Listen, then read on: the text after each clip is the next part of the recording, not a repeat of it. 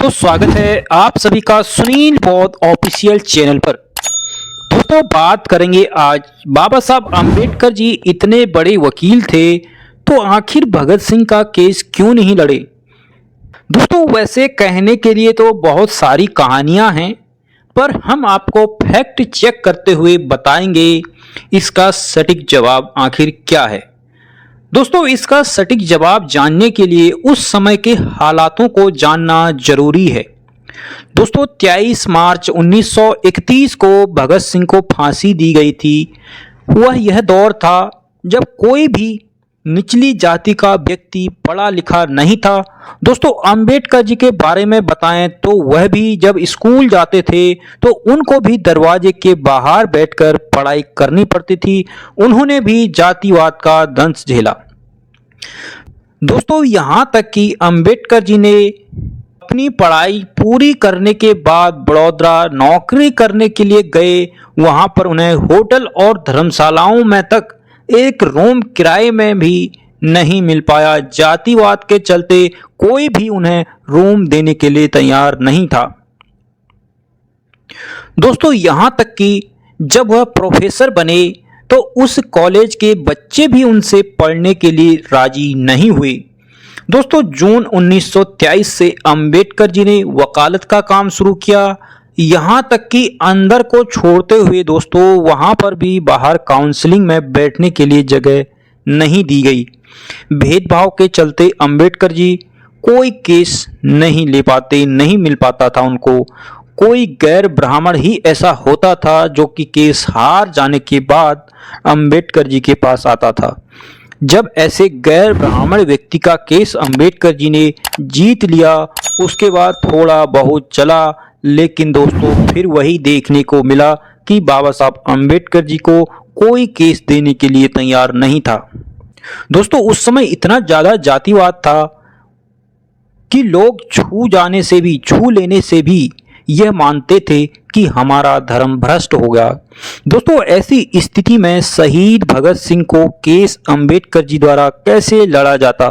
तो जिस कोर्ट के अंदर बाबा साहब अंबेडकर जी को जाने भी नहीं देते थे लोग, बाहर बैठने की जगह तक ना मिली, तो ऐसे में अंबेडकर जी केस कैसे लड़ते। और दोस्तों आपको जानकारी के लिए बता दें कि उस समय भगत सिंह का केस लाहौर में चल रहा था, जबकि अंबेडकर जी मुंबई में रहते थे। और भगत सिंह का केस जो वकील लड़ रहे थे उनका नाम था आसिफ अली। दोस्तों उनकी वकालत के चर्चे पूरे शहर में रहते थे।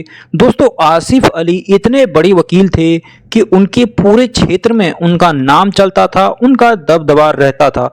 ऐसे में कोई भी व्यक्ति यह नहीं सोच सकता, यह नहीं कह सकता आसिफ अली का नाम हटाकर अंबेडकर जी का नाम दिया जाए या उनको इस केस को दिया जाए।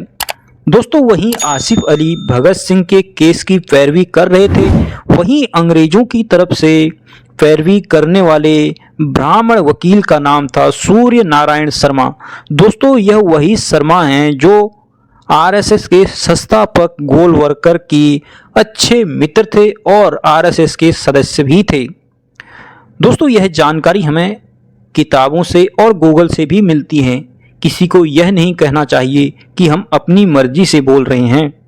सामाजिक गुलामी को नष्ट करने के लिए अपना जीवन न्यौछावर कर दिया। ऐसे में आज़ादी की लड़ाई को लेकर जहां क्रांतिकारियों का नाम गर्व से लिया जाता है, वहां सामाजिक आज़ादी के लिए सर्वश्रेष्ठ स्थान बाबा साहब आम्बेडकर जी का नाम आता है। दोस्तों वहीं एक तरफ यह भी पहलू है, जिस समय संपूर्ण देश में एकमात्र सबसे अच्छे वकील के तौर पर उभरते हुए अंबेडकर जी की पहचान थी, उन्हें कोई केस नहीं मिल पाया। आर्थिक तंगी के चलते उन्हें प्रोफेसर की नौकरी भी छोड़नी पड़ी। भगत सिंह के केस स्वयं मुंबई से लाहौर जाकर कैसे लड़ते, जबकि उन्हें कोई एक रूम देने के लिए भी तैयार नहीं था। ऐसे में मशहूर आसिफ अली के नाम को हटाकर अंबेडकर जी को केस दिया जाए, ऐसा कोई सोच नहीं सकता। उस समय जहां ब्राह्मण वकील अंग्रेजों की तरफ से केस लड़ रहे थे, वहां देश में अनेक नामी वकील क्या तमाशा देख रहे थे। दोस्तों जबकि 2013 में पाकिस्तान के वकील इम्तियाज कुरैशी ने भगत सिंह के केस को दोबारा खुलवाया और उस केस को अब्दुल रशीद ने पैरवी की। सन 2014 में अब्दुल ने एफआईआर की कॉपी मांगी तो पता लगा उन्हें एक रजिस्ट्रार के आधार पर फांसी दी गई है। आखिर उनके साथ ऐसा क्यों? भगत सिंह ने 116 दिनों तक अनशन किया, जिसके बाद उन्होंने अपने माता पिता और कांग्रेस नेताओं के अनुरोध पर इसे समाप्त कर दिया। बेशक यह मुकदमा एक तरफा था और भगत सिंह, राजगुरु और सुखदेव को मौत की सजा सुनाई गई। दोस्तों खुशवंत सिंह के पिता ने दी थी भगत सिंह के खिलाफ गवाही। दोस्तों भगत सिंह मेमोरियल फाउंडेशन पाकिस्तान के chairman Imtiaz Rashid Qureshi, senior vice chairman Sufi Tufail Nadeem और शाहिद भगत सिंह का केस रीओपन मामले में भगत की ओर से पैरवी करने वाले वकील मोमिन मलिक और जगदीश भगत सिंह ने बातचीत में चेयरमैन कुरैशी ने कहा कि उनके पिता अब्दुल रशीद कुरैशी शहीद भगत सिंह के बारे में जिक्र किया करते थे। शहीद के बारे में जानने की इच्छा जागी तो उन्होंने शहीद के जीवन पर आधारित कई किताबें पढ़ी। इस दौरान उन्हें शहीद के केस के बारे में पता चला। उन्होंने कोशिशों के बाद करीब 88 साल पहले शहीद और साथियों के खिलाफ दर्ज हुई एफआईआर निकलवाई और वर्ष 2013 में लाहौर कोर्ट में केस फाइल किया।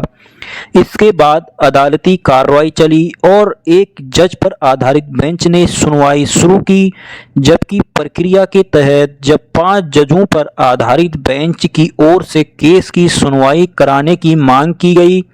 उन्होंने कहा कि 88 साल पहले पुरानी फाइलों की जांच में यह बात सामने आई कि एक रजिस्ट्रार के आदेशों पर तीनों को शहीद किया गया। तब हमारी अदालतें वितरानवी हुक्मरानों की गुलाम थी, मगर अब आज़ाद है। इसलिए दोनों देशों के साझे शहीदों को दोषी न रहने देने का बीड़ा फाउंडेशन की ओर से उठाया गया, जिसमें कामयाबी मिलेगी। फाइलों की जांच में यह बात सामने आई कि भगत सिंह और कुछ अन्य साथियों के नाम तक एफआईआर में नहीं है, मगर उन्हें इस मामले में सजा दी गई है। इसलिए उनकी ओर से मामला रीओपन किया गया, जिसकी पूरी पैरवी की जाएगी। वकील मोमिन ने बताया कि देश का सर्वोच्च सम्मान भारत रत्न है। देश में यह अवार्ड उसी को दिया जाता है जिसे सजा ना मिली हो या किसी कोर्ट ने उस व्यक्ति को दोषी ना ठहराया हो। इसलिए शहीद ने केस में उनको निर्दोष साबित कर न्याय दिलाना उनका उद्देश्य है। दोस्तों आज के लिए इतना ही, मिलते हैं अगली वीडियो पर। चैनल को सब्सक्राइब जरूर कर लें और हमें सपोर्ट जरूर करें। जय हिंद, जय भारत।